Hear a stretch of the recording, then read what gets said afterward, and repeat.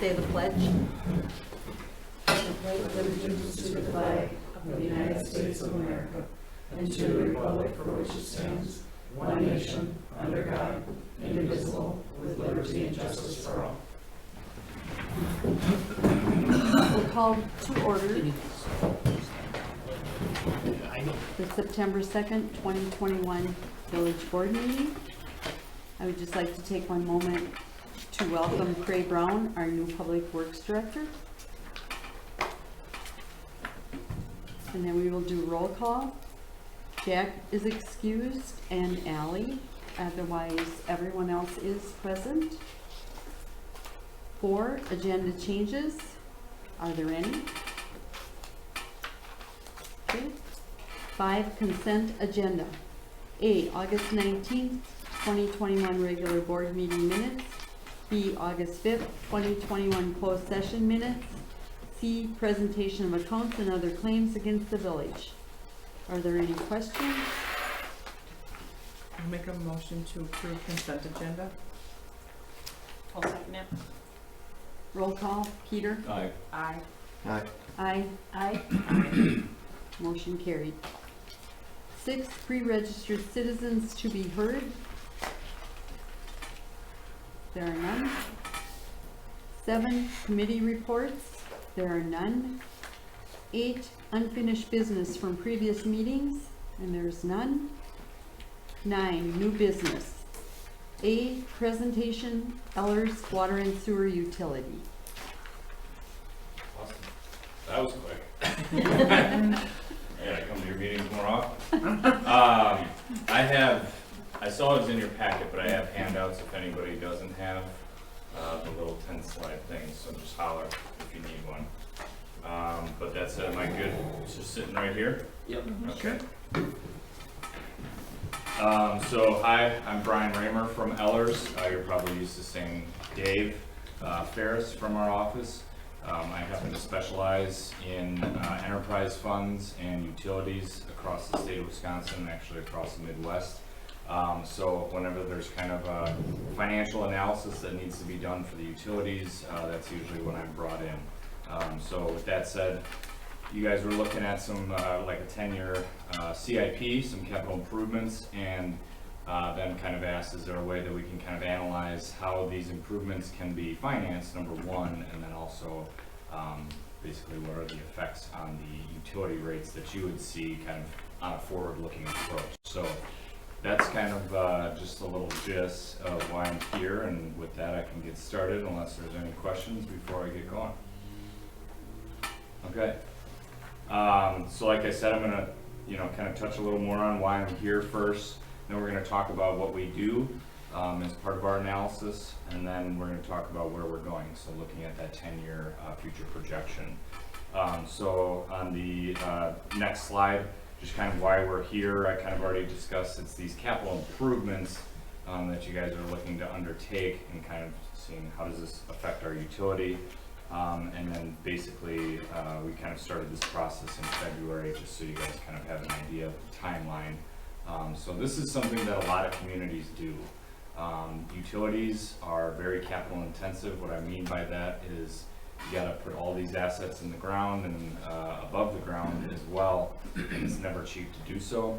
Rising commodities costs as well are making it even more expensive to do so. There, is a little resolve in the low interest rate environment right now.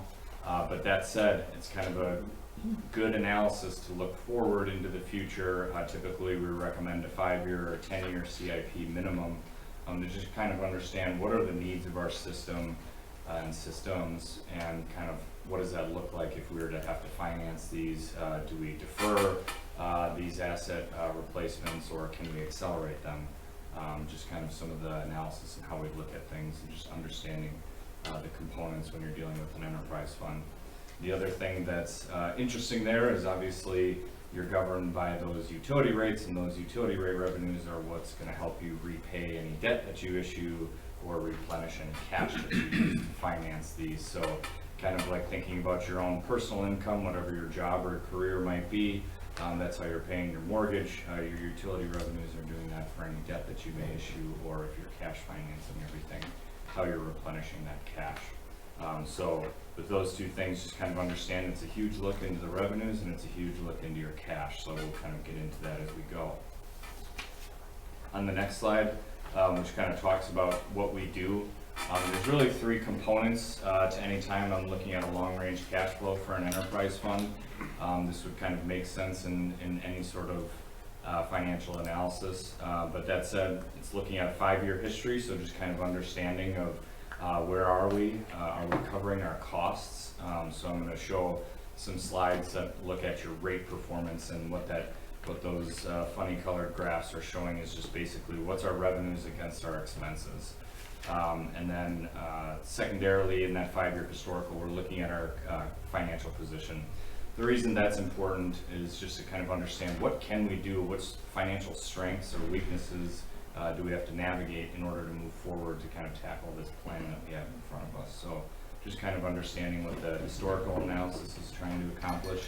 The next is that 10-year projection, like I talked about. We're looking at those system needs. So you provide us a list of these capital projects and estimated costs, and we try to see, okay, where do these fit in terms of the years? Are there any debt financings needed, or are we cash funding everything, et cetera? And then the last and most important is what everybody cares about, certainly your constituents, is how does this impact our utility rates moving forward? So that's kind of the last component that you'll see here. So on the next slide, before I kind of get into the individual utilities, just kind of understand that utilities are reported on a combined basis when you're looking at your audited financial statements. What that means is you kind of have a full-on look and less individualized look, but it's important to understand individually how these utilities are improving. Because what a lot of times what happens is the water utility in the state of Wisconsin is regulated by the Public Service Commission, so you cannot increase rates as easily as you can for the sewer utility. A lot of communities then that report on a combined basis, and this isn't negative, it's just an explanation, but on a combined basis is, well, our sewer utility, we can keep jacking these rates up and subsidize our water utility because it's way easier to increase the sewer rates than it is the water rates. There's restrictions when it comes to how you can increase rates and only certain doors that are open to you. So just kind of understanding why you may think, well, wait a second, we just did our audit presentation and I thought it was on a combined basis. Why is this guy showing it to me water individually and sewer individually historically? That's the reason, is just to understand, can water pay for water, can sewer pay for sewer? So just kind of understand what I'm looking at there when I look at a historical analysis. Certainly looking forward, we do it on a both ways, individually and combined. I've just kind of shown the combined when we get to that. So getting to this historical water rate performance and frankly the sewer rate performance, both of them are doing fine in terms of, are the rates set at a level that they're paying their costs. So what's called a utility basis here is basically meaning how we're building the costs that are needed annually to cover the system. So you have your operating and maintenance expenses. I'll often refer to that as keeping the lights on. You have your depreciation expenses, which is replacing any depreciated capital. And then you have your rate of return. Rate of return is a little more interesting to explain because it's not an exact cash expense, but that's generally described as a way to a percentage to attract and hold capital. What that means is you're figuring out what's our rate of return and are we making cash, and are we able to finance any future projects that we need to. The reason it's shown this way and not on a cash basis is because the Public Service Commission looks at your water rates only on a utility basis. You do not have the option to say, hey, we want to cover our costs based on O&M, debt, and another cash funded capital component, which is the other way to look at it, but you cannot do that through the Public Service Commission. So whenever I present this to a community in Wisconsin, you have to look at it on a utility basis because that's ultimately what the PSC is going to look at. It's not to say it's important to understand, are you making cash? So just kind of understand what the rationale is for building the cost of the system, which is called the revenue requirement, as it's labeled in this chart. And basically what you want to see in these charts is that your user rates revenue, the blue line, is higher than the purple line. So like I said, you're basically at or above where your revenue requirements need to be. So that said, that's a good sign. You don't have what I would call a catch-up rate situation. If you were to need a rate increase, you know, a portion of that's obviously then to catch up for where you're coming short in the short year history that we're showing here, and then looking at the future as well. So this is all to say the water rates are in a good position looking at a 5-year history. On the next slide, this is the sewer rate performance slide. Once again, kind of looking at it the same component, I won't break it down. I'll just simply say that the sewer rates are, again, in a solid position where you're either basically at your revenue requirement or just above your revenue requirement. So with that said, any of these rate adjustments that I show in the future analysis is not to make up for shortfalls in the history. It's more or less to make sure that we're maintaining our healthy position and also making sure that we're considering any inflationary O&M costs. As we all know in our personal budgets, likewise in an enterprise fund, costs never seem to go down. And oftentimes what happens in utilities is you'll have a well inspection or you know, certain DNR mandated requirements for the sewer system where all of a sudden you have a huge boost in your maintenance expenses for 1 year. You have line breaks, whatever it might be. Those expenses, while they continue to go up, also kind of are volatile in terms of you can have some spike years that certainly will cause some trouble when you're looking at a 1-year analysis. So that's also why we look at it on a 5-year historical and a 10-year projection. On the next slide, this is looking at your current financial position, and this I show on a combined basis.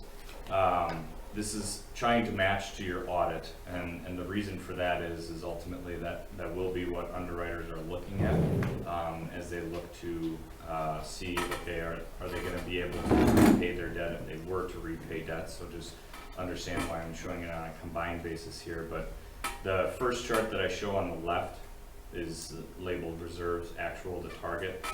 The target that we're establishing is basically a index that we use based on our analysis with utilities in the state of Wisconsin that typically falls in a range of 6 months of O&M expenses. So you're just, okay, what's my December 31st cash position? We want that to be 6 months of next year's O&M expenses. That's inclusive of depreciation, and a full year of next year's debt payment. Basically saying if we had 6 months of problem of getting our revenues, COVID was kind of a scare for this in terms of when we had the disconnections turned off by the state, basically saying you could not pay your utility bill and also not be disconnected. A lot of utilities were worried about that disruption in cash flow, understanding that we may have users not pay. I will say the majority of the state that utilities that I've talked to in the state have said they haven't had that issue. It was maybe a month or two, but that by now too, they've also, collected on all their receivables. So, we say the 6 months, that's also a benchmark as to the creditworthiness of the enterprise. And when I say creditworthiness, what we're gathering on that information is there's rating agencies that basically establish how creditworthy a particular issuer is. And in that case, they often like to see at least 5 months of O&M. So what we've done is just added an extra month there, so kind of making sure that you're always above that. With that said, on a combined basis, you're in a very healthy position when it comes to these utilities. And you'll see how that affects the future analysis in that I would say unless you don't have any bigger projects that are shown here, I would look to continue to cash finance the majority of the projects on this list, but we'll kind of get to that as we go. The other chart that I'm showing here is what's called all-in debt coverage. It's just called all-in because there's something that's called revenue debt coverage. I don't believe you have any of these significant revenue loans outstanding. So we're looking at all the debt that the utilities are responsible for, GO, general obligation, and revenue. So basically saying net of our operating expenses, do we have revenues available to pay our debt service? And so that's what the purple line is indicating. You just want that to be above your orange line, which is basically your debt payments. So what we're showing here is, once again, continued kind of talking about that rate performance. on a combined basis, these utilities are able to pay for their debt service historically and have some remaining cash. So it's kind of a quick and easy look as to are you producing cash as well. Before we jump into the future, are there any questions on kind of the historical analysis or? What's significant happened between 2016 and 2017? So that was just I apologize, the little note didn't make it onto the graphic. You just refinance some debt, so the principal amortized looks much higher. That's why, I apologize, my little footnote didn't make it onto that. It is on the full report. I don't know why PowerPoint probably had a problem with that, so I apologize. But No, yes, it's fine. it's a principal being refunded, so. So on the reserves, Yeah. our actual is twice what our target is? Pretty close, yes.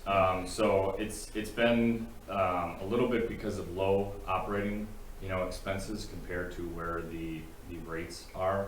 In addition to your cash flowing each year because you don't have a lot of debt or other payments outside of the operating expenses that you've had. So, but I will say the operating expenses have increased, as you can see, kind of that generally that target's increasing. So I would say right now you have about double.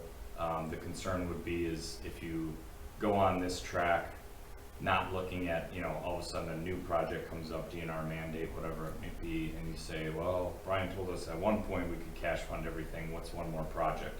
It's kind of, we can cash fund everything at this point that we have in this plan. But yes, you're in a very healthy reserves position.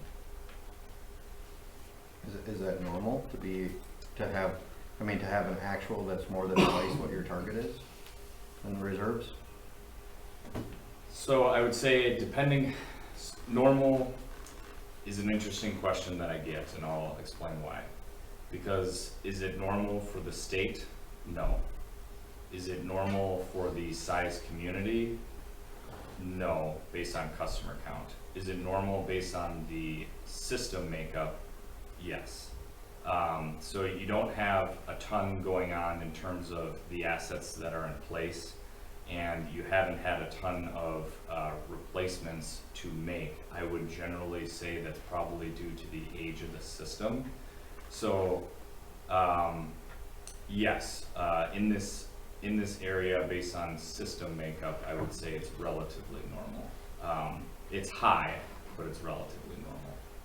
But not compared to a state, or if I were to grab somebody from like the southern middle part of the state where they have radium issues and their treatment is just so much higher, they tend to have larger O&M expenses, they just can't keep up.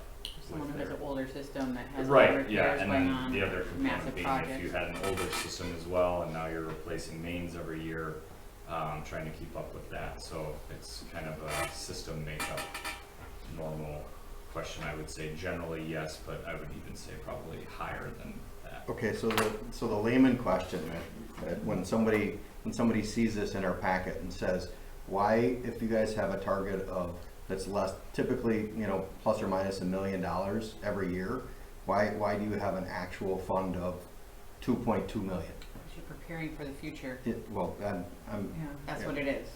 But wasn't there something But, in I mean, 2016? But if somebody was to ask and say, well, year over year, I mean, you're, It's not actually One- that much money. what's that? We made I won't say profit, but there's debt coverage that we have to have built into that loan for the wastewater plant. Okay. So that's approximately 200,000 of that. The other 200,000 is considered, Equipment replacement. yeah. Maybe When fund. we're paying for these water mains in cash versus taxing people or assessing people. So we're getting projects done. Our bank account's not going up anywhere near what that shows. Yeah, well, but that's what Yeah. I'm saying. If somebody comes to me and says, But hey, yeah, there's a you lot. tell me why that's do we have just- $1.2 million extra year over year over That's year? just a snapshot. what It answer can doesn't we give? account for the entire budget and what all we're doing and, Yes. all our projects and, Carl, if I remember right, it was, I want to say either late 2015, early 2016. Wasn't there something where we had to increase our Yeah. reserves? yeah, Wasn't because that? of debt coverage. I remember that, and that was, Because of the clean water fund loan. Yeah. We were in violation of state law. That's why we got the rates we have now. Mm-hmm. It's not that we're swimming in money down at the wastewater plant. It's just that we have to be X amount over our debt structure. Right, so annually they assess what that, so that all-in coverage chart, what they'll do is they only include your revenue debt, and that would be the treatment facilities debt. And they basically say you have to have each year 110% of your revenues need to be 110% of your debt service, and that's net revenues, so revenues against your cash expenses. So you're inherently creating a 10% gap of cash flow each year, increasing your cash flow. I also see your point where you're saying, okay, well, it's just showing that we're highly above this target. More or less, it's kind of, you take advantage of where you're at, but also understanding that that debt that was taken on for the treatment facility is relatively new. So you know that you're not gonna have to do that again for approximately 20 years from that point at which you took it on. It allows us to do, again, like Hope Street or whatever water main projects we have. We're no longer going out taking out loans. Yeah. We're paying cash. Plus, we're building up our reserves for possible, water quality based effluent limits that are coming down the pipe. We need a new well house, things like that. And we're trying to, again, that's why we hired him, to see where we're at when we're looking down the barrel of a well house. We're looking down the barrel of what do we do with the wastewater plant when the EPA and everybody at Washington now really tightens the strings on that. I'm Well, not arguing. It's it. not, I'm it's just not saying- that we're Yeah. getting $400,000 in cash every. Yeah. The auditors just proved that. So, Okay. not him, but, well, the auditors that were here a week or two ago. I completely understand the point of having money, being flush to be able to pay cash for a lot of the projects that we have. But my expectation would be, if I look at this chart, and maybe it's just a little bit too macro on here, is that there should be some variation in that. It's, if we pay for a big project, you would think that our revenue versus our target would be lower, our total revenue, and then when we're not paying for a project, it would climb back.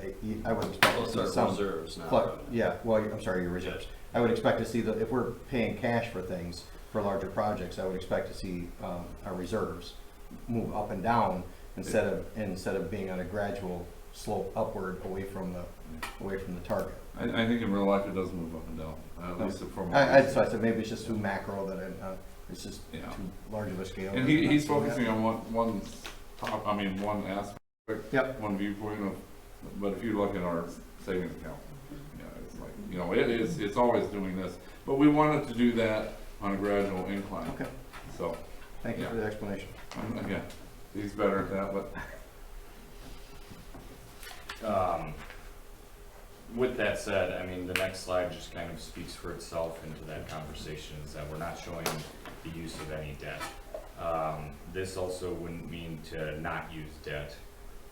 This is more or less that you can go forward not using debt, based on the projects that we have here, and also based on the additional, inflationary increases that we show in the long-range plan. So we have about just over $4 million in projects. When you look at where your reserves are at in such a strong position, I would say you can continue on the path that you've been doing in paying for those projects in cash. If this plan were to accelerate in any manner, I would certainly recommend obviously considering debt. In the recommendation slide, I actually say anytime that you're around $1 million, at least consider the use of debt, which you could certainly downsize as well. The other consideration, of course, is interest rates and generational equity. Do we want all the users that are users now to be paying for an asset that's going to be a 20-year asset? Or do we want users in the future to have to pay for that asset as well? Certainly that's a fine balance. It's what I do on a daily basis. But that said, if you're in the interest rate market that you're in right now, and you decide, well, actually we can get these projects all cash financed, is there an opportunity to maybe go out and try to issue debt for a bigger project that we have down the future that we'd rather do now? All questions that can be asked and answered. That said, that's kind of way that we look at it and understanding how all of the underwriters are gonna look at the enterprise fund. So you certainly, I would just say the cash position gives you flexibility, and truthfully, that's not the case, like I said, at kind of a state level or general utility size. So use that as you may. More or less the message is kind of you can continue as you've gone in the plan that we've received in terms of the capital needs, you can continue in that manner. The next slide is our long-range cash flow. If I were to only present one page of this, this is the slide that I'd present, not because it has a lot of numbers on it, but because it actually tells you the full future cash flow. So this is supposed to mimic your statement of cash flows, which is depicted in every year's audit. And what that's looking at is basically operating revenues against your operating expenses. How much expenses do we have left over? What's our debt service? And then what's our capital needs? So this will show your net annual cash flow with all of these capital needs being paid for in cash. You certainly have some flexibility here. The one thing that I'll mention that's already been mentioned is just understanding that there's really no drop in the debt service. So that indicates you have a recent loan, which we've talked about, but just understanding, so there's really no planning for that, just making sure that we're kind of maintaining our rates to match our operating expenses, and that's why I show these inflationary increases. Truthfully, what I usually recommend in a situation like this is obviously once you get to budget time, understand what the next year's budget is going to be, and specifically on the water side, you're going to preempt planning for an inflationary increase. So what we look at when we're looking at the water adjustments is what's called a simplified rate case, and that is only allowed if you have a certain benchmark rate of return. We do a back of a napkin kind of calculation to project what that rate of return will be to say that you're eligible, but I cannot predict your kind of volatile maintenance expenses. So a lot of times what will happen is, hey, we got a well inspection or some sort of water tower painting, whatever it might be, those large one-off expenses. That's the year that I say, you've probably been doing great on a 5-year history, and it may not warrant saying that, oh, we're going to need this every year, but you may be able to capitalize on an opportunity in that your 1-year analysis shows you're below the benchmark rate of return. That's the time that your door is open with the Public Service Commission. Take it. Because the next year you may not be qualified, and then you're prepping for a debt project in the next year, a larger asset project in the next year, and now you have to go in for a full rate case in order to get your rates in place for that financing, and now you're looking at whatever your catch-up increase might be, which right now 2021 is nothing, but if in the future it could be something, and then you're looking at whatever that increase is needed to get to the debt service coverage and the benchmark rate of return that the PSC is looking for. So just kind of understanding that the doors are not always open with the Public Service Commission. We see a lot of utilities that are in this position, wait, and then boom, all of a sudden it's a 20% increase, and they're like, how do we get here? So that's why you're going to see, how come the message was so positive 2 slides ago, and why are you showing increases? That's the reason, specifically on the water side, is because there are doors open in those years based on our back of the napkin calculation, but understand this is going to change based on how your operating expenses change each year. So we always recommend that analysis to look ahead. Now, you don't get to decide to do it until your PSC annual report comes out, and that's in May, June of each year it's required to come out. So it's a historical look on last year's performance, but you can certainly understand that at budget time you're looking to see, okay, what's our budget going to be? We can plan for that spring a year and a half from now. So just kind of understand the timing, the thought process, and how the doors of opportunity when it comes to the water rates. When it comes to the sewer rates, you have more flexibility there as an unregulated utility. Your sewer ordinance will establish how you can increase rates. I'm sure they're set by the board as they are in most places. So with that said, you have that more flexibility. More or less what we're looking at there when we're looking at our future increases is just to keep up with our operating and maintenance expenses. So we apply an inflationary factor of about 3 to 4% to your operating expenses each year, and then those increases that are shown are to combat those increases. So basically, it's if you're able to maintain your operating expenses, that's great. You may not need those inflationary increases to your rates. So just kind of understanding how the sausage is made with the future rate adjustments shown. Outside of that, there's still, this plan basically keeps you at the cash balances that you're at. I would say there's, I think some of the projects, it's been discussed, they might be more than what is shown just based on, we're looking 10 years down the road. So certainly there's a possibility of an inflationary factor on your capital costs as well. Not to mention other EPA or DNR mandated projects that may come along. So just kind of understand that this is a roadmap. Next year, things can change, things might be different. At this point in time, this is just kind of what we would recommend and how we recommend implementing that. The next page, the rate impact slide, just looks at kind of what's your current bill, and this is on a quarterly basis for both water and then sewer, and then looking to see how those increases, if they were just applied generally, how that impacts the rates. The biggest thing to look at is just everything else being equal. This impact in the orange box, kind of on the bottom right side, is about $86 from current bill to new bill. So for a 10-year period, that's pretty good. Even considering too, when you look at it against the median household income, even better. So you're under 2%. We've kept that median household income flat for the 10 years, applying no inflationary increase there. Typically those do go up, but that said, we start to, say you might want to look at these utility rates, what's going on with your system. If you're at about 3% to 5%, that's kind of the cautionary. All right, maybe these rates might be a little high, what's going on. But like I said, that's a lot dependent on the system makeup and kind of what you have to deal with, not only on an operating side, but a capital side. So just kind of understand how this chart is derived, starting with your current bills, and then we take it to whatever the increases we're showing on the previous page, we're applying them here in a general fashion to those fixed and volumetric charges, and then recalculating what the bill will be.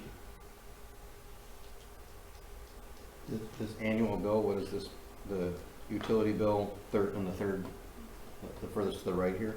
Yep. Is that supposed to be like our average bill, or what is it? Yeah, so it's average. The average notations is a 5/8 inch meter and 12,000 gallons per quarter. So 4,000 gallons a month.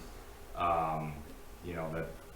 Is that based off of our current usage or just a general Just kind of, average? so generally that's the PSC benchmark, that 12,000 gallons, what they'll use if you were to go on their website and use as a comparison. I don't think, it's probably somewhere in the Excel file in terms of what the actual average is, so I can get that per customer. But a lot of it is more or less based on, what size family do you got, are you using a lot? So system of this size, probably pretty standard, but I would say the 12,000 might be a generally good amount for a 3 to 4 person family. Well, I just looked at I got my water bill yesterday. Yeah. Water and sewer bill yesterday, and my water and sewer bill, based on the one that I got, would be $1,620 a year, Okay. not the $1,200. So Yeah. keep in mind that those numbers that we're talking about, this $86, that's a percentage. So Yeah. if you're off by $400 and I have a family of 4.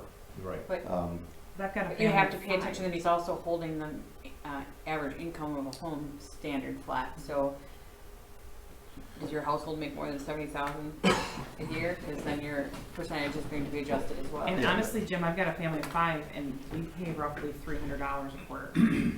Okay. Yeah, I think it depends on your own usage. water usage in your home. Yeah. Yeah. There's a lot of variables. There And is. he's making these recommendations. Whether or not, you guys move forward with full recommendations or none, that's up to you later. Okay. I'm just pointing out that, you know. Yeah, the it's gonna be number, different for if you. you're It's probably raising it gonna by be- a percentage. It's gonna be 25% then, more. at Yeah, least, that's, yeah. you know, you're talking, that $86 change to your utility bill is no longer an $86 change. One For thing, for Julie, it might be an $86 change, but for me, it's going to be more. well, 1%ers. And yeah, the 1%. So I don't live in Hackberry Hills, sorry. But if I start at 1620 a year, Yeah. and then my percentage is going to be more than $86, so I'm Yeah, gonna be pushing a 1730, Which is- 1740 a year for water and sewer. Right. It's So keep that in comparable mind. to, We you start know, looking at raising them. well, the one thing I was gonna say is the wastewater plant gets paid for in 2030. Okay. Right now, we're carrying debt from the original plant from 1947, because they rolled that in the plant in 1978, and they rolled that debt into the plant in 2010. So the village board itself is partially responsible for where we're at today. So with what we're doing now, we're gonna get out from under a lot of bad decisions. We can possibly pay the plant off a year early, then you can drop rates like a rock, and we'll still have, unfortunately, it is what it is. And won't we have a lot more usage adding the Swiderski development and, I mean, Yeah, and part of the reason we're doing yearly water and sewer main projects is to tighten up the system. We did that repair work, invoice might be in the voucher list, but we did some repair work down in Miller Park on the sewer system down in there that went behind the homes. And I estimate we were getting 10% of our INI, or 10% of our total flow, just from that pipe. yeah. So, that's a significant amount of money. And water. So, yeah, we'll continue to tighten up the system when places like S.C. Swiderski come on. That might help offset the cost of increased chemical prices, increased electrical prices. Right now, we're running some tests down at the wastewater plant, running 4 days a week with the screw press, you know, getting the sludge cleaned up, getting the, not returning sludge back to the head of the plant, seeing where we can get as far as our phosphorus discharge levels. You know, we're looking down the road in 2025. I know it's only 21 now, but in 2025, our limits are gonna be extremely strict. But right now, since January, we've been running at 82% of what those future stringent limits are gonna be. So, yeah, the guys are doing a good job down there, and I'm not sure what we're gonna have to spend. I mean, we may be able to drop rates, you know, if we can meet them. There's no guarantees. We do need a well house, so, you know, that's gonna eat up a good chunk of that. Yeah. Well, I just wanted to point it out now that we're talking about it, that when it does come around time where we're talking about the rates and we pull this back up again, and we say, well, you know, we have to look at raising the rates for this, because this is our opportunity, to keep that. I'm not opposed to it. I'm not in favor of it either, but, No, but we do we have high should rates, be there's no honest denying that it's not necessarily gonna be $86. Unfortunately, we don't have the number of citizens to spread that cost out like in Milwaukee. Yeah. We like Hortonville the way it is, and it's gonna cost more to live here. Yeah. Well, I got it. I just wanted to inject that the numbers are, you know, that's an average somewhere. And again, that's at full recommendation, I mean, that's at Yeah. his recommendation for all the different increases. I fall within that range. I actually am below that range for usage a month, or annually, so. Well, there's some people in town that use 40,000 gallons. Yeah, So I think Yeah. everybody's just different. I mean, I use one. I use 14 just for 2 months. all of our Yeah, I outdoor take water even is showers. like I'm 500 gallon. You know, so I'm not burning water. Yeah, we have high rates, we know Yeah. that. But we like Hortonville, it's a nice place to live. I agree. You should own a business that does dishes every day. Mm-hmm. Yeah. Well, yeah, Our rates, I don't know, we average about 400 quarter, every quarter, which is to be expected. Okay, sorry. I just wanted to Thank inject you. that. No, don't say While sorry. while we were discussing it, I don't to let think you know Yeah, that there's. and also don't, like, understand as well that, that chart is easily duplicated, for whatever usage you wanna see. We've had it doubled in the past, we've had it cut in half in the past, so it's just kind of, or people wanna see the varying levels. That's an average residential user, when we also bring up the businesses. We can have charts bring up whatever usage we want. As you can probably understand, we have models here that are in play, so just let us know whatever usage you want to see and we can plug and play. But with that said, to the point as well, this is kind of shown as everything else being equal. These are the maximum increases that we're showing. We're not showing kind of the minimum here. We're kind of showing if this is all the capital that we're doing, if this is what O&M is going to be for the next 10 years, you don't have to increase beyond this. You don't need to. We're just keeping you at the same financial level that you're at now in terms of all of those factors that we've walked through historically. So when we're saying, oh, do these inflationary increases on the water side, I've already added the caveat, more or less look for about 3 of these in the next 10 years, and that's more or less take it when the doors open, because you're gonna kick yourself when the door has to be open. And believe me, I've come back 5 years later, you have your 20% increase, and they're like, well, I thought you were showing these little inflationary ones. You didn't do a simplified? No. So sewer can be a little more easier to manage only because you have that flexibility to do it whenever and however you'd like. So we have to submit information to raise our rates, right? For the water. Yep. For the water. Okay, but sewer we don't. No, you're asked to review your user charge system every 2 years as part of the Clean Water Fund Loan Program. That's generally kind of covered in the budget process. We typically recommend that you do like some form of rate study every like 3 to 5 years, or as like a system addition requires. If you have a large development, something like that, a large user go offline. If you have a large asset needed to be funded, like phosphorus treatment or something like that, you know, kind of just looking at, all right, can we make sure that the residents aren't subsidizing the commercial enterprises here in terms of how these rates are distributed? Just looking at it on a cash flow basis and saying we're going to do 3%, 3%, 3%. You can have those usage changes and those demand changes, and just understand that a residential user uses water differently than a 24-hour operation industry.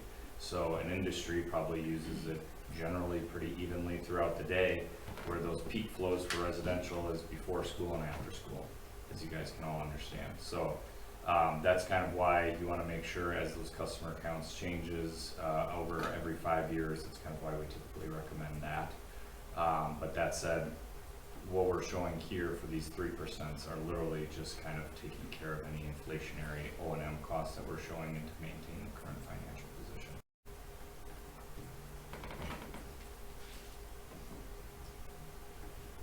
Looking at the recommendations, and I'll just note too, there's no action item needed with this analysis. This is simply providing a roadmap, looking at your status now and looking at moving into the future. So literally, if you say nothing and I walk out the door, that probably means I did an okay job. So no action really needed here. This was just an analysis to present information. But generally, you know, trying to maintain those healthy reserves, looking to use a mix of debt when you have larger projects, specifically just looking at those market conditions at the time that you're executing those larger projects. And then I just mentioned the system regulations, because those are things that are out of your control. All of a sudden you'll have the DNR mandate something 3 to 5 years down the road.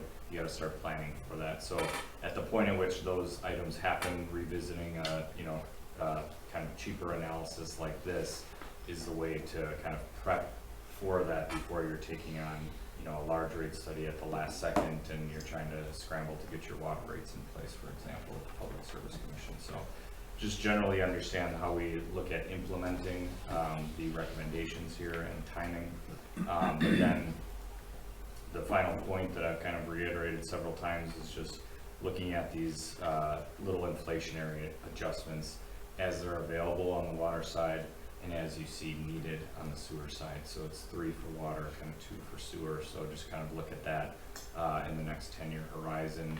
If you have other system components that need to be added, other projects, etc., then I would say we can rip this up and look to say, all right, what else can be done here in order to maintain these rates, or, you know, what can we do to try to figure out, do we need a larger increase just one time, 5%, whatever it might be. So just kind of understand that this is a roadmap.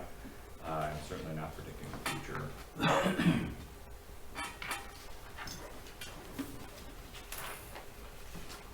Any other questions?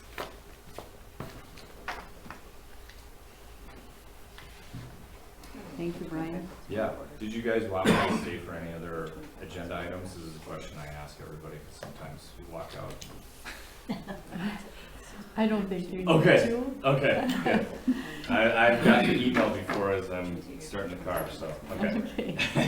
Well, have a Thank good, you for have a having good me. night. It was great to meet all of you, and if you have any questions, that last page has my information. Believe it or not, I do get contacted frequently, just to get further understanding on things, so don't hesitate, we don't bill by the hour, so, Thank you. thank you. Have a good night. Annually. Okay, we go to B, discussion on ARPA funds option. So a while ago, I kind of added in my report kind of the fact sheet on what we can do with the funds. After kind of discussing with staff, I think we all kind of feel the water and sewer infrastructure is probably our best bet going forward for investment.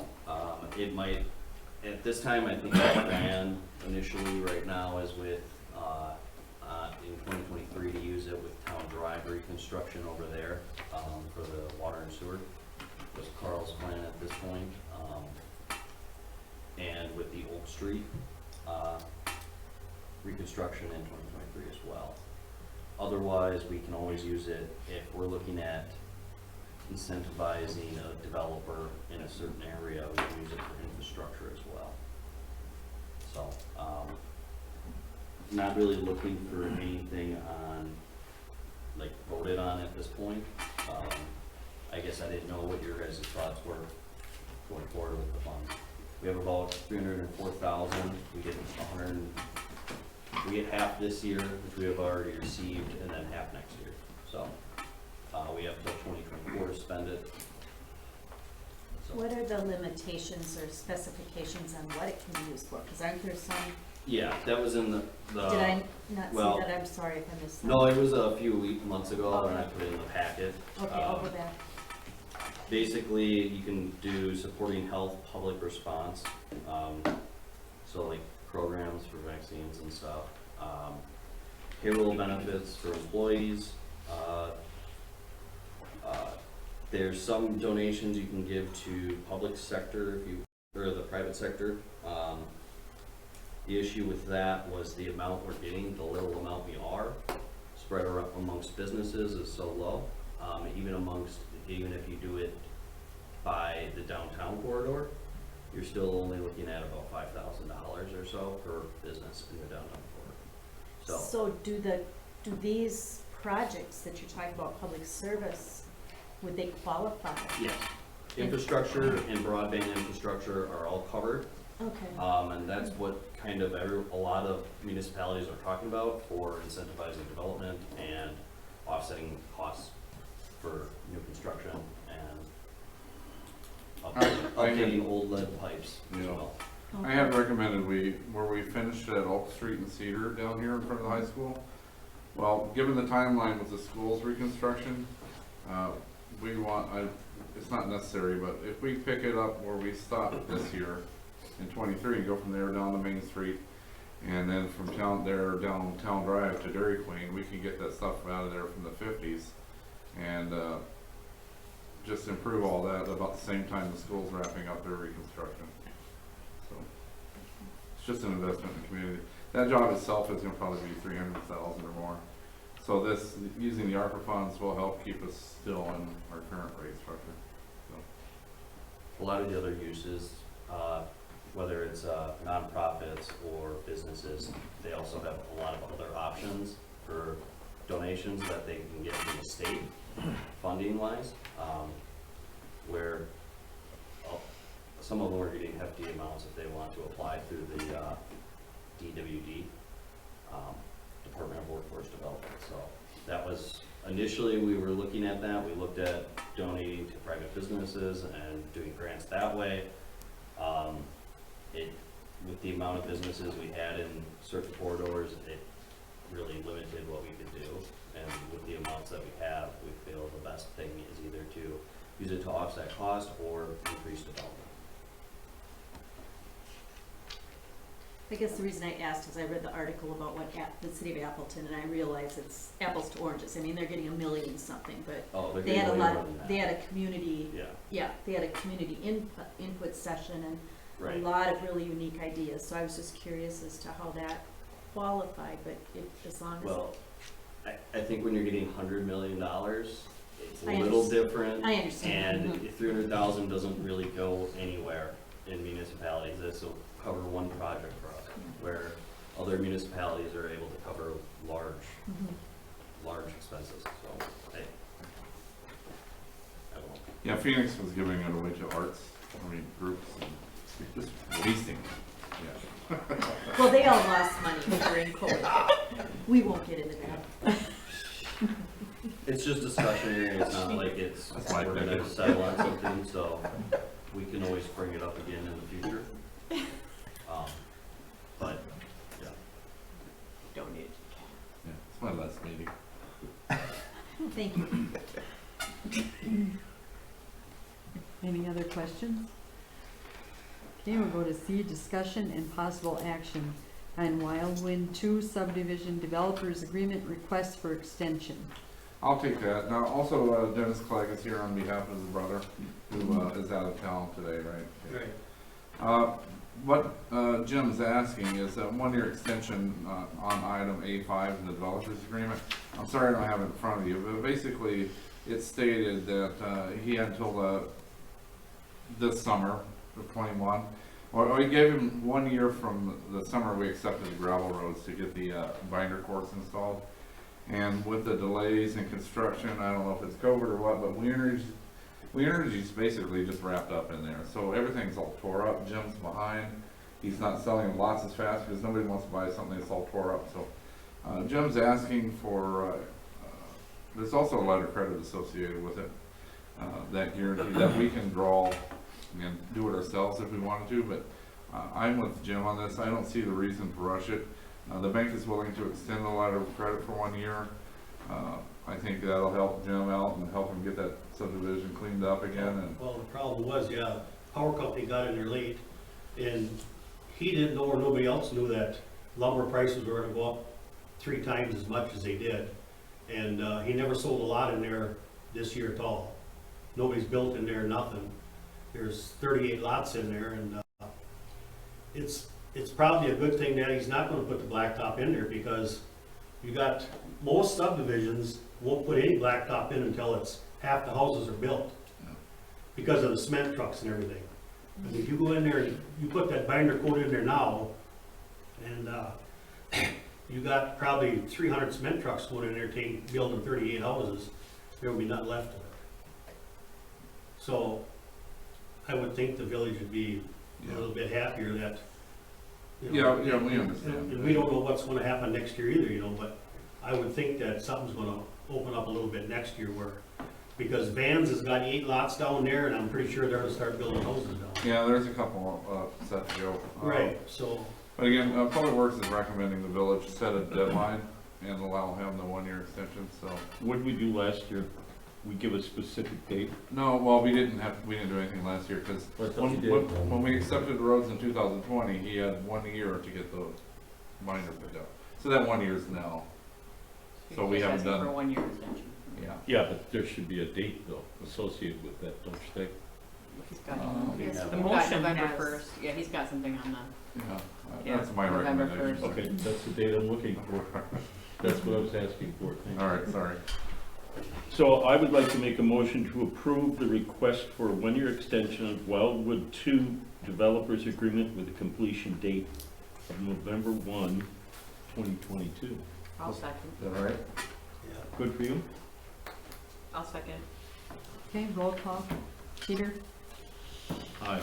Aye. Aye. Aye. Aye. Aye. Okay, motion carried. And I guess we'll see what happens next year. I mean, the way things are going, you don't know. You know, I mean, but I would think that there's gonna be some houses in there next year. Yeah, lumber's coming down already. Yeah, lumber's coming down and country's doing pretty good right now, so. Yeah, Well, I'm glad you guys are working with him out there, because it's, a lot of people think it's all money, you know, he's making big money, but it's really not. The taxes on the lots he sold is just unbelievable. So, you know, so I know he appreciates, you know, working with the village, so I'm glad, and he's glad you're working with him, so. well, let them know. Yeah, I'll let him know. Okay, Thank you. thanks a lot. Yeah. Okay, we'll go to D, discussion on 103 East Main Street property purchase. So this is on there to discuss, basically, when talking with them, they said that they would be willing to sell potentially, this is like corner lot, next to Julie's house on Main Street. But they would only sell it to us if we, used it for public use. So, otherwise if we wanted it for another business, they said they would rather just sell it themselves, so, then they would be able to, they would be willing to possibly negotiate with us. The number I gave them was the assessed value of $40,300 is what we normally pay for things, is assessed value. And that's where I left it. If it's something that you guys would want to use, buy it for public use, that's up to you. Don't we have a few parks that are underutilized now? We need This may be useful later, I know. We need parking. Yeah. We need parking. It could be used for parking, it could be used for, Talk about another, yeah. Can we just, purchase the part of the lot that we need? Probably Why not? not. I mean, I can ask them. he won't split it. Well, I mean, We don't Is need there- it, it's for the county. We can just leave it, tell the county if they wanna negotiate with them, they can. I mean, if we plan to do the roadway, is there a legal way to just purchase a piece of that? Not through, unless forced. Yeah, I was gonna say, you have to go through a whole condemnation and a domain process, which oftentimes you still have to buy a part of it, and that process can take a while, so I don't know what your guys' plans are going forward, but Dicey. yeah, you can do it, if you need to make it part of a roadway or something like that, but it's a pretty extensive process that starts with just negotiating. You'd ignite a fire too. Well, Yeah. I'm gonna say, I mean, I don't like the idea personally of purchasing it and then having limitations on what we can do with it. I mean, if you're selling it, you sell it. If you're selling it to somebody else, you sell it. If you sell it to a business, you sell it to a business. But you don't sell it to somebody and say, well, I'll sell it to you, but you have to use it for this. That's not how you sell something. And that's not how you typically buy something either. Well, even worst case scenario, parking lot, you know, we know we need We parking. need parking. Farmers markets could be there. Yep. When downtown, when the bypass is done and we're having our events downtown, it would be nice to have it. For the 40 grand, it's, I think for the taxpayer, considering looking in the future, you know, with all the stuff we wanna do downtown, it's certainly worth it. That's, again, you guys make that decision though. So what's the next step? Well, if you guys are fine with moving forward for public use, I can start negotiating with him and we can go into a closed session next time to discuss, pricing. So once we buy it, are we actually going to be bound to use it for public use? Yeah. How you define public use though? Yeah, it would depend on if they put an easement on it or, what the contract looks like. So, yeah, I mean, they would, if they want that, they can do that, and they can do that, yeah. So both of these though are county roads, right? This is gonna be county double J and county M. Yeah. Okay. It's possible we can get some money back from the county for that little more. I just overlaid that turn lane on there just so you guys get a feel for how much of the property would be consumed by that. Don't know, Is it in there? Is that the What- plan? huh? Goober on this? Yeah. What do you, That's over, I mean, No, I mean- more than what it would be. Yeah, on the other, oh, that one. what do you That one right see, there. that property as a use? I don't know, I just don't, I mean, Well- I actually see really a problem with it, with the, when you put the curve in there, the only access you're gonna have, because you can't put a driveway anywhere near that. No, it'd be on Right. M, Yeah, so you're, up next to, The other house. yeah, all the way up next to, the who's that engineering. building? Les Van Orno. Yeah, Les Van Ornum, Yeah. right there. Yeah, you're all the way up. But you know, before you everybody get to the- complains about no parking in town. I see this as an, along with farmers markets, a good opportunity, I agree. really. Even from the fishing standpoint, people go down that dock and there's Yeah, there's no place to park. not really good parking. I mean, they're parking in the bank right now, which they're not even supposed to be parking in. What do you need, Which just is a another head building nod? that needs to get, they're not Well, I parking can on just put it on the the next street, agenda. you know, I wish they would All right. park. In closed session, Street. so. I think you should move forward, my recommendation. Yeah, buying the bank would be a better. They want too much for that. Oh, yeah, that's about 140 grand. Oh, yeah. That's Yeah. what- What is there? I would see if we could put a sunset date on the public use, so that way it's, we're not binding for forever and ever, that can never be. The village is straddled with a property that potentially might just end up being an eyesore right in the middle of town. I mean, if you develop everything else and you're sitting there with one lot, who wants a parking lot? I mean, if you develop and you make all of the downtown look really nice, and then you're stuck 15, 20 years from now with a lot that you can't do anything with. I mean, I would push to, you know, see if he'd be okay with a sunset on it, on that agreement. Can you do something like that? That would be my suggestion, is so that you're not You in want a parking perpetuity lot stuck by with your it. house? I don't, Sky's the limit. I don't, for what's next to my home isn't really, that's not what's at stake here for me. I'm more worried about property lines and that sort of thing, because if you look at the picture, you'll see why I'm concerned. Yeah, we're gonna kick you out. And there's a retaining wall. Without a retaining wall, that would be huge because it would wash out our, I can't back out of my garage. I have a '66 Cadillac that I would never be able to store at my home. But I can tell you right now, if this was a parking lot, it was a parking lot temporarily. Remember that, when it was like concrete and everything? I could tell you stories that would make your hair curl. Yeah, It was not a, hey, farmers, I mean, if it was like a daytime farmer's market, it was the 2-3 o'clock in the morning fights, broken beer bottles. Yeah. It was a mess. And that's when people were using it as a parking lot. It was not an ideal spot because it was in a spot where it was sort of on that outskirts of downtown. But the amount of broken glass and the amount of fights and, I mean, the calls that we had to call in, I mean, there were people screaming at 3 in the morning. Are they being assaulted or are they screwing off? What are they doing? We ended up having people on our property. That's why we put up a camera system, was because of what was happening over here. So it's not that I don't want a parking lot. It's that I think if it's public use, it's gotta be something that is aesthetic, and that's the entrance of your downtown. That is your, it would be really nice to have a commercial property there again, to be quite honest with you. As much as I hated the look of that building, it was amazing for privacy. But I look at this and go, this is prime commercial. I think the same thing, because it used to be what, the bottle shop? There were 6 Laundromat. additions. There was, yeah, Post office. yeah, there were, and the Beauty shop, it laundromat, was- the beauty shop was There there. were 6 Yeah. different additions. When they tore that building down, we just sort of watched them peel back the layers. And it was insane, the amount of different buildings that were added on. I look at this and say, this is prime commercial. Especially because there isn't, like, even the angle of the road here. I understand why Carl wants to put a turn lane. The only vehicles I really see hop the curb at this point are school buses. You really don't get a lot of semis that take that turn because they don't have a use to go up there. It's the school bus traffic. I just feel like that's such a prime. There are a lot of semis that take Warren Street because they can't make that turn. Mhm. We don't really want them on Warren Street, that's our street. Yeah. That's why we, yeah.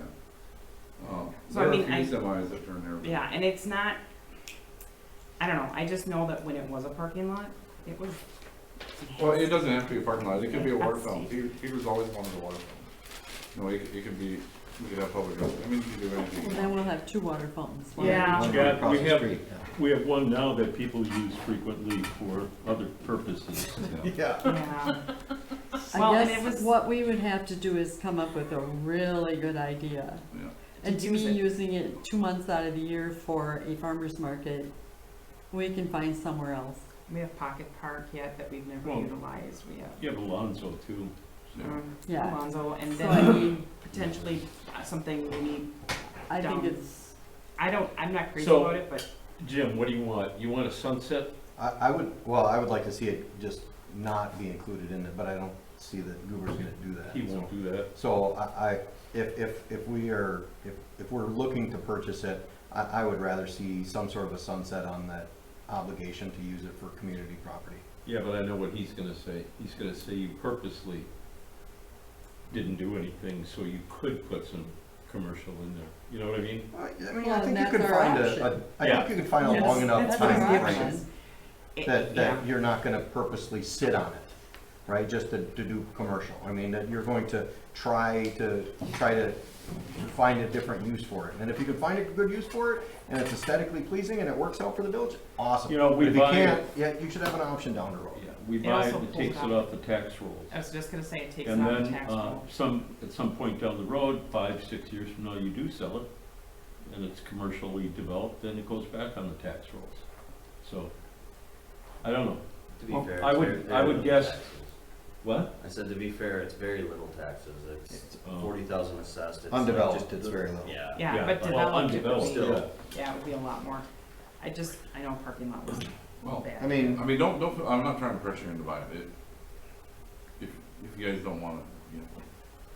I mean, I would It be probably fine would if sell for he retail, was but- willing to sell the corner of it, I would be, let him sell it to a different business if he wants to sell it, but, I mean, maybe look at a 10-year sunset, that seems like it's a long enough period of time where the village would be, we're not just gonna sit on it, we'd be obligated to try to find a legitimate purpose for it, and if we can't find a legitimate purpose for it, then we should have the flexibility to get rid of it to somebody else who has a legitimate use for it. If it doesn't work with the downtown redesign, or whatever direction Yeah, you guys go. maybe something will Yeah, pop but- out and Yeah, it'll be a great, But but if it maybe doesn't? something won't. yeah. And I don't wanna see us get stuck with another property, because we've got a number of properties now that we're just sitting on. And we're not a real estate holding company.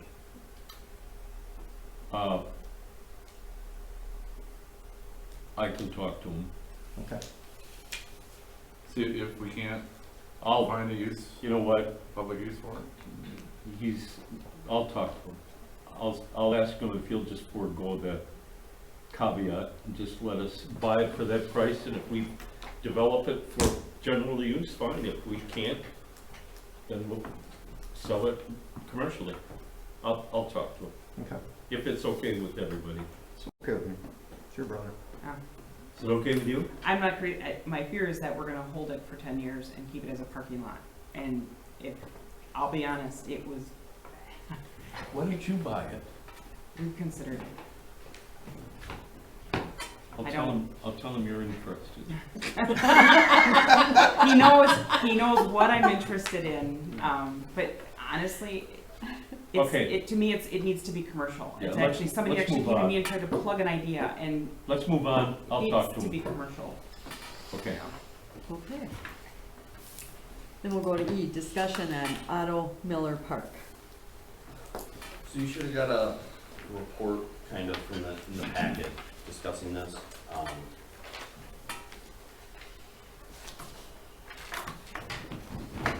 I guess I didn't know any of your guys' opinions on the park in general.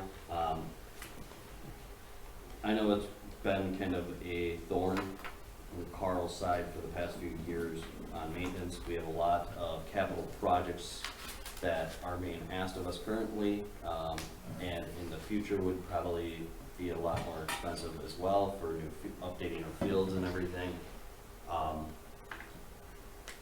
So I think the best solution for everyone is the village getting out of it, and seeing if the school will take it. And they are the ones that have the money to update it the way it should look and way it could be as an asset and an actual benefit to the village with it being updated. Because I mean, there's a lot of money that could go into it that would really make it pop and be an attraction to the village. The issue is we've never really had the funds, and if we want to dedicate the amount of funds needed, I think it's a one-use facility for one type of sport that really doesn't affect anyone other than baseball players, and it's hard to dedicate 90% of our capital projects going forward for parks to that facility itself. So that is kind of why I think Carl and myself are in agreement that it would probably be the best case for the village to allow the school district to take it over. Have they expressed an interest in it? I think in the past they might have thought of it. I am willing to go talk with them and discuss this with them and HYS at the same time. I think they have talked about buying our 18 acres in our TID and developing 4 baseball fields by themselves. That was at one of their last meetings I attended, and I think they're looking for expansions and investing money. The board does not want to invest money in parks they don't own. That's kind of their issue with wanting to put money in the parks right now. And I think it would be a lot easier for the village public works department to function and do what they're supposed to be doing, roads and other park projects, than be maintaining this facility. Because if, basically based on the maintenance that's been over this past year, it's either that or we take over full control over the park ourselves and not allow HYS to maintain it. HYS, that $4,000 seems really low. They don't pay it. Well, I understand Right. that, but that amount even seems low, like. Right, I agree. I know what I pay to have my kids play T-ball, I'm surprised it's only $4,000 and that they don't even pay it. So I've got a question about the fields. They're all named. So were those naming rights that the village received as revenue, or was that HYS, or who named these fields? I'm guessing it's HYS, they're the ones who take all the income from the advertising as well. Okay, because that was, somebody asked me, where did these names come on these fields? I'm guessing it's HYS, I don't know. It's for been sure. years since I've been at one of these fields, I'll be honest. But we still have 2 more fields in between the other parks, right? We have one more baseball field at Miller. Miller. And then what about the commercial, the one behind the Commercial commercial? club. Commercial club isn't ours, but Yeah, it's not ours, but yeah. I think Okay, the that's- school that just mean available to the pays public, them. Right. you know, for, I think They the do. school pays commercial club. That's for hard space. They do. That's hard stuff Yeah. for commercial club. They maintain it. Dinah? yeah. I don't know, I'm good with letting it go to the school. Otto Miller is not a multifunctional park. It is a specific, Could be. Baseball, soccer. one specific, and I feel like to serve our whole community, it would be nice if we could focus on parks that are multifunctional. So would we be looking at having them buy it, or just Yeah. having them take it over? We'd probably sell to them for $1, Okay. just so that, And we don't have the maintenance costs, we Right. don't have any of If that. we sell to them The for school and the 5. village yeah, created that park. And we would also put in the contract that when they decide to get rid of it, They they would couldn't sell do- it back to us right. for For $1. so yeah. because of the grant, we're pretty much the only recipients that could buy it back anyway, other than potentially Vertonia, but, Yeah, So, it was government acquired through a price. LawCon grant, Land and Water Conservation, so only a government entity can that's possess why it. we can't sell it to HYS. The school district went in halves with the village and, or thirds with the village and commercial club to buy John Street, and put that all in infrastructure in, and to buy the original track for the Upper Diamonds. So, they're the only ones that are capable of semi-control. Yeah. And then we can divert our attention to other parks. I know a lot of the excuses, they only play in the spring, but we have to maintain those things year round, and they're just a nightmare. And that's the one that needs the lighting.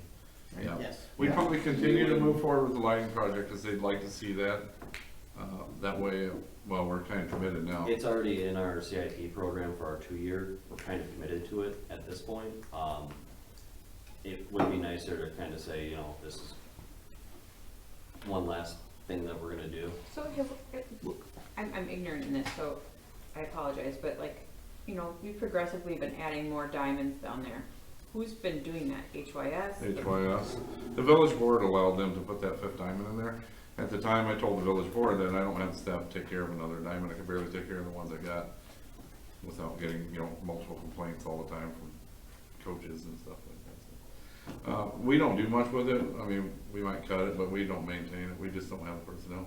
No, I get it. I was just curious. They like, do. That was They- something we were planning, like it was part of Yeah. our growth plan or just their growth plan? They have a habit of doing stuff. Well, they ask for that, but there's other stuff where they don't ask, they're supposed to. So if Again, that HYS couldn't own that property, it has to be the school district. Mhm. So, yeah, if that ever comes up, that it has to go to a government entity. So I think that we should talk to the school district and see if they're willing, if that's something they're interested in, and we move forward. I think that's better for So us. if they assume control of it, why wouldn't they pay for the lighting upgrades? Why would I we? think they have other plans. Oh. It was something that David and them talked about, back in the day, and we were also kind of planning on doing, the JV and the varsity dugouts. Yeah, there's a lot of stuff we're gonna take out of bleachers, capital now. Bleachers. And there's a lot that they're gonna have to put into it. So we're both feet in. Yeah, Yeah, for I the mean- upper fields, for the lighting. Okay. After the rewiring we're doing now, the wiring we're putting in now won't run those old lights, so we're kinda stuck. And obviously, something like this probably wouldn't take effect for, till next summer probably. Well, anywho, we're kinda in with the lights. It's, you know, we're looking at another 65 grand for the lights, but, you know. I think in the long run, it's best for everybody involved. The kids aren't gonna know, they're not gonna care, Well, we'll see improved fields. yeah. There's certain improvements they had talked about that we're probably not at liberty to discuss, but it would probably look something like the football field, you know what I mean? It'd be nice. And we're never gonna be able to do that. Right. And, you know, I've got a guy down there most of the week this week, and it's just a lot of maintenance on Public Works part, you know, we just don't have enough Public Works people. And we're not the timber rattlers, and I know what they expect, and what I can provide is two different things, so. So you're gonna move forward? Yeah, I'll set up a Okay. meeting with HYS and All right. HYSD. Okay. And they may not like, I mean, their idea for the lighting may not be the same as what we have in their CIP. They may have a different idea of what they wanna do. That's true, and So- we can ask them if they want that, otherwise. Yeah, and so, You have X amount of dollars that are funded for it, now, well, Yeah. if there is a change or something like that, obviously, you know, bring it back, but, you know, Yeah. that's something where they might be able to. you should leave some fluidity in there, and, Mhm. you know, maybe they'll just wanna take it. Well, we got a If they have their couple own months plans of what they wanna do, so, and maybe not, but there's no sense in going in there saying, hey, you want the parks in here $60,000, it's like, you want the parks, and it's, well, I think See, you'll what kind have of plans really do you good have? relationship between, Yeah. the village and also, the school district. yeah, well, I'm not saying stick them with it, but I'm saying, No. if they have Don't their really own work there, plans, just gotta rip it out. yeah, if they have their own plans, there's no reason for us to go put in $60,000 worth of lighting in, and then they come in and rip it out, put something else in. No, right. Yeah. I think you have I don't think our, you- our head nod. I Yep. mean, just Yep, go yep. ahead, Nathan, and Okay. set up a meeting. Okay. Okay, we'll go to F, certificate for payment number 1, Robert J. Himmel Excavating. Yeah, this is the number one and final payment for, the Old Street Utility Project. Came in a little higher than, had estimated, and when we got down to the storm sewer work in front of the high school, we found out a lot of that was, handmade and, nothing lined up, and then when we started digging it up, everything kind of fell apart. And we were hoping to reuse it. We did reuse the main itself, but the stuff leading into and under the high school needed to be replaced. The leads running to the catch basins needed to be replaced. Unfortunately, on top of those were curbs, and then we had to pull out some concrete, and it kind of snowballed. We couldn't leave tripping hazards there, so we did it right. Me and Nathan out there at the time, we authorized them to do it right the first time. And we also had some issues with water main down on the south end. It wasn't where the map showed it to be, and that cost several $1,000s getting that realigned and with the extra materials. So, yeah, this is the first time I missed on the estimates, but when that was constructed in the 50s, it was brought in from 3 different directions, and a lot of it was handmade, and it was just a nightmare. That's So, a pretty good record for 25 years. well, Get out of 10 your years. last check. Yeah, my last one out the door. Yeah. Could this, I know So- there's been some complaints about some flooding and that sort of thing in the past in some basements in that area. Yeah. Was there any leaks in any of that water? Yeah, that main was leaking. Okay, That was the old ductile, or it's like a, cast iron, and it had lead joints where they packed the lead in. So with the coating we put on the pipe, there's no chance of lead contamination. so this house. But there is has seepage. a water and utility. Yeah. Well, that area was a swamp back in the day. Yeah. Yeah. Yeah, I was wondering Yeah, about it water was. loss. down So- there. Okay. It was just another, again, another project We played to it. tighten up the system.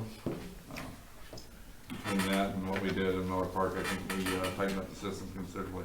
So you need a motion? Mhm. Yeah, to make the final payment. All right, I'll make a motion to approve certificate for payment number 1 to Robert J. Immel Excavating in the amount of $227,812.70.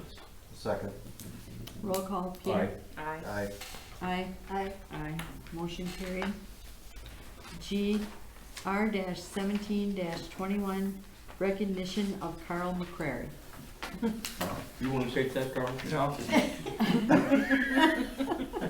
Lisa actually was able to do this for us, for Carl's, retirement, so. I haven't seen it yet. Well, that's good.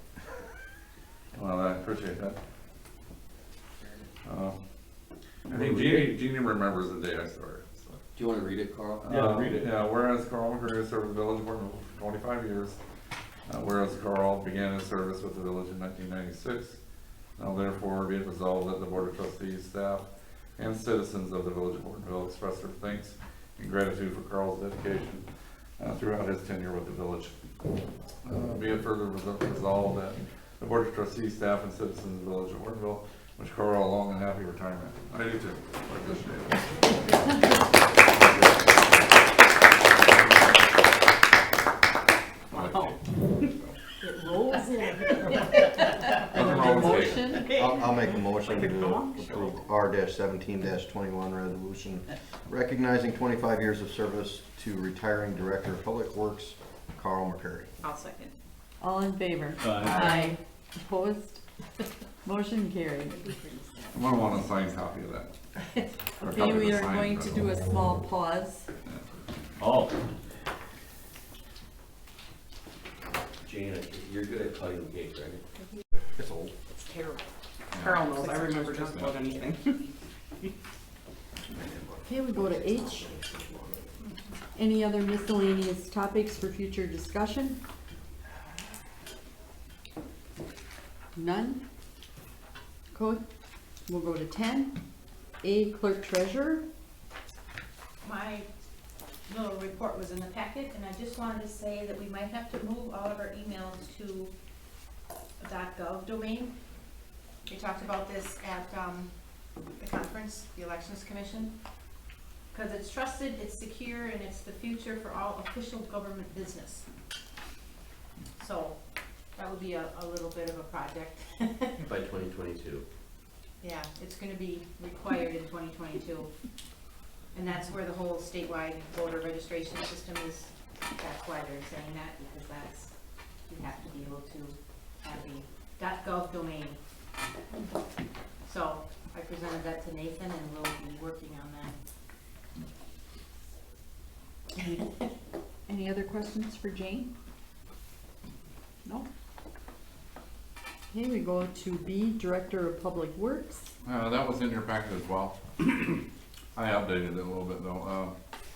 The old village landfill, the portion that's in the DOT right away, they should have that excavated by tomorrow. But over the next week or two, they'll fill that hole back in and they'll recap the existing landfill, the end of it where they sliced it off, so. We met with, talk about that part?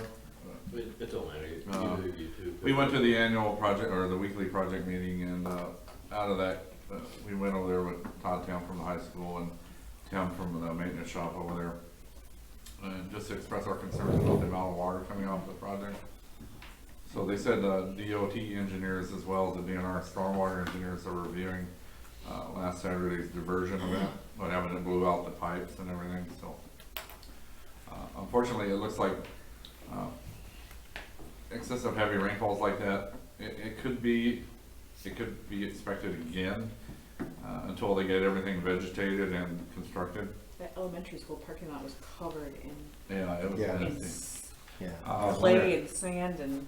I was wondering if that was. We had village staff over there Monday, sweepers, loaders, and we're invoicing the contractor who, as they'll reimburse the village as part of that. So I also reached out, me and Craig reached out to the DOT asking them to provide a culvert in that swell between the elementary school parking lot and the soccer field. That way, if that ditch is wet or whatever, that parents and kids can get into the soccer field without having to tromp through a wet ditch. They were working on that this afternoon. Yeah.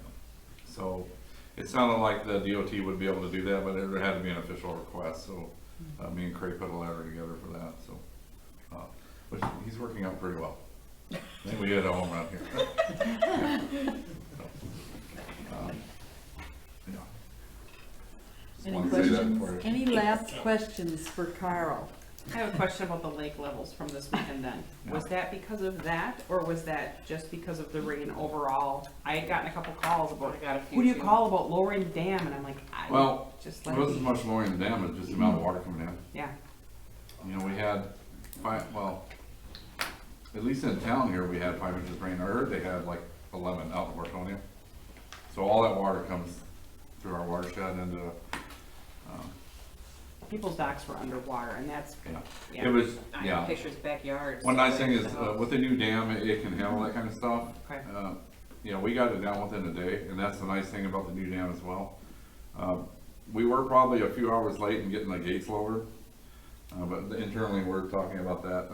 Of course, being the weekend and summer, and everybody's running around, so, yeah, it's to be expected in an event like that. Even the DOT and the DNR acknowledged that that was a severe rainfall event. But not, is it not coming from any of the construction from 15, or is it? Oh, some of it is, yeah. Okay. But no, most of that, yeah. Okay, Yeah, that was a large amount of rain. it was. Okay, I know it carried a lot of the weeds before they even got out there cutting it. Blackwater Creek all the way through Miller Park is just lined with weeds. So it really rinsed it out pretty good. So. oh, yeah, thank you. Any other questions for Carl? It's your last chance.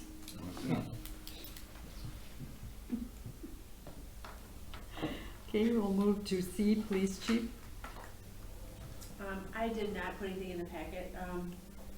I attended the cognitive communication training for law enforcement. We had that on Monday, the entire department attended. And then we had a department meeting afterwards. I attended the chief's meeting this week. Last week we interviewed a part-timer to fill Mander's spot. So we're moving forward with him and working on the background. If the background pans out, we'll do the drug test, and I'm working on the budget. How's school crossing and stuff going now that it just started? Any? No, I don't think Okay. we got seasoned crossing guards, so, I think the whole staggered start thing is nice just for the fact that there's not as much traffic. So instead of having, all the schools starting at once or all of them letting out at once, so. They started school a little bit early, so, making sure that the crossing guards that are at the corners, but they always show up 15 minutes early for their corner anyway, so, for their shifts, so, they're finding that, instead of the kids coming at like 7:15, that they're showing up at 7:10, so, but they were there, prepared and ready, so. When I went by this morning, Luana had 13, 14 kids all waiting to cross. I saw you this morning. So they're coming in droves, and she also made the comment that there's more and more more kids this year walking and riding bikes than what she's seen in the past. So, That's good. Any other questions for Chris? Buses are ungodly early. Okay, we'll move to D, Library Director. Is there anything for Ally? We had a library board meeting on the 24th and then a personnel finance committee meeting on the 31st. Ally is asking us to look at, or kind of brainstorming different staffing options. They had a 19-and-a-half-hour person just retired. So kind of looking at different ways to look at the staffing to try to maintain a good schedule with 2 people covering all the time. The summer program was very successful, and she's doing a lot more purchasing of books for the collection on the new shelves, because that boosts the percentage that OWLS looks at. How many books are shipped out from our library to other libraries per holds. So she's working on increasing the collections for current releases and things like that. That was it. Good. Okay, we'll go to E, Attorney. Nothing to report? Okay. F, Administrator. I guess my report was in the packet, and just kind of been meeting with the school on their proposed development, they're requesting a variance right now, so I've been meeting with Steve Romance. Outside of that, working with Ray and Carl on the mud issue over at the school district, and just keeping in touch with them, so. I have a question. Yes. Since we're doing budget, I don't know if this is for you or the Public Works Director. The trees in the cemetery that are leaning, they're leaning bad, that are right next to the commercial club all the way along. Is that something we need to put in our budget to take care of? Because they're not gonna stand very long. They're in bad shape if you just walk up there. I walked up there with Jim Clegg one day because he was concerned. He said they would take care of what they need to take care of on their side, but would we take care of what we need to take care of on I ours? guess I didn't realize they were that bad. Yeah, we can afford to do that. We do have some cemetery funds and some forestry funds available. Yeah, we need to look at that seriously. No, They're we bad. will. We can look at that. If you're looking at, along with Commercial Club, there's some right near Pinewood also, and I know that's and they weren't sure if that was county housing authority or Commercial Club. So if somebody's coming to look at that, maybe they could. And I'm sure if we worked with Jim, if it is in the commercial club, It could be all to inclusive. see, because there's some really You can see bad on there. pines up there. We know some were damaged and we thought they'd survive and regrow. After the I tornado. know one's leaning, Rob pointed it out a week or two ago. But yeah, we'll get up there. Yeah. Unfortunately, it'd be a shame to cut them all out of there, I guess, but we have to do what we have to do. Are there any questions for Nathan? Okay. G, Building Permit Report, there is none. 11, Communications and Miscellaneous Business. A, Black Otter Lake District News. Pat? We had our annual meeting on the 30th, and for those of you that noticed, that was the same day the harvester started on the lake, so they're working all this week on the weeds. So hopefully after that, the people can get in to do some invasive species removal. It's a harvester out of Eau Claire that we've hired to be here for all week. The status of our harvester up in Hayward is supposed to be done by October 1st. So I don't mean to make a joke out of it, but it's just, you almost have to laugh sometimes. I'll keep you posted on it. We have a new treasurer for Bold. Her name is Judy Williams. They just moved to town 2 years ago. They live right on the lake, so she volunteered to take over the treasurer's spot. We're looking at increasing our education regarding lakeshore planting. I made contact with the Fox Wolf Watershed Alliance to see if they could come out and do some community education. waiting to hear back from them. And then I just wanted to mention to Craig, they're on the Fox Wolf Watershed Alliance website, they're having webinars on smart salting for Wisconsin roads. So just, it sounded like it might be worth looking at. Any questions for Pat? Okay, we'll go to B, Hortonville, Hortonia Fire District News. No. Okay. C, Gold Cross Ambulance Run Report and News, there is none.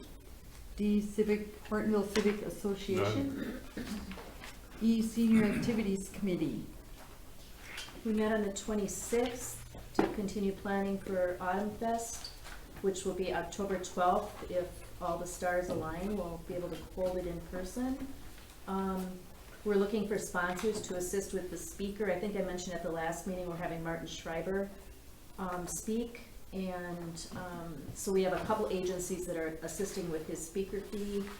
And we got a quick trip donation of $100 to cover some expenses. As far as the Helping Hands van, we need drivers desperately, so if you know of anybody that wants to drive, send them Lauren's way. We found one today that I sent her way that is willing to start, another person that can later, but a lot of health issues with our drivers, health issues, knee replacement, you know, different things going on, so. I'll probably be able to drive for a week or so. I mean, any help is better than no help. Okay, Carl, tell Lauren. Tell Lauren. Tell you the community. Oh, okay, we'll move to 12, comments and suggestions from citizens present, and there are none. And then 13, I would need a motion to go into closed session. I'll make a motion to go into closed session under state statute 19.851C, considering employment, promotion, compensation, or performance evaluation data of any public employee over which the governmental body has jurisdiction or exercises responsibility. I would like to second that. Roll call, Peter? Aye. Aye. Aye. Aye. Aye. Aye. Okay, we will take 5 minutes to clear the meeting room. Are they trying to earn that resolution or their card? What's your official last work day? The 5th of October. Unfortunately, yeah, next Friday we're leaving for. What's every other 16, word? any action on matters discussed in closed session? No. There are none. 17, I would need a motion to adjourn. I'll make a motion to retire for the evening. Second. All in favor? Aye. Okay, we are now adjourned. Thank you.